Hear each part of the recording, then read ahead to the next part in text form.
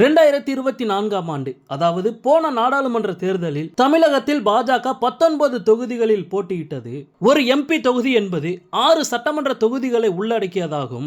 எனவே 19 நாடாளுமன்ற தொகுதிகள் 114 சட்டமன்ற தொகுதிகளை உள்ளடக்கியதாகும். இந்த 114 தொகுதிகளையும் தீவிரமாக கவனம் செலுத்த வேண்டும் என பாஜக தரப்பிலிருந்து உத்தரவு பிறப்பிக்கப்பட்டுள்ளது.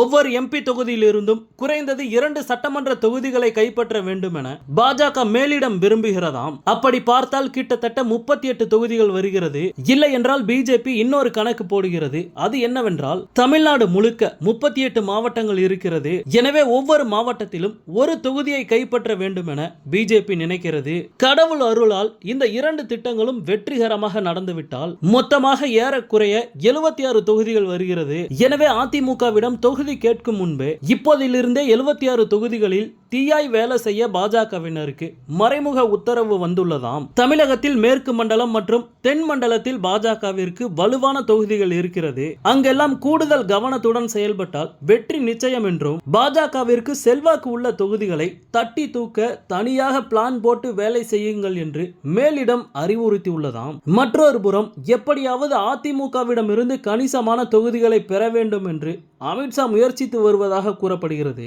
ஆரம்பத்தில் சரிபாதி தொகுதி வேண்டும் என பேச்சை ஆரம்பித்து மெதுவாக 60லிருந்து 80 சீட்டுகளுக்கு குறையாமல் தொகுதி பங்கீட்டை முடிக்க பாஜக தரப்பில் திட்டமிடப்பட்டுள்ளதாம்.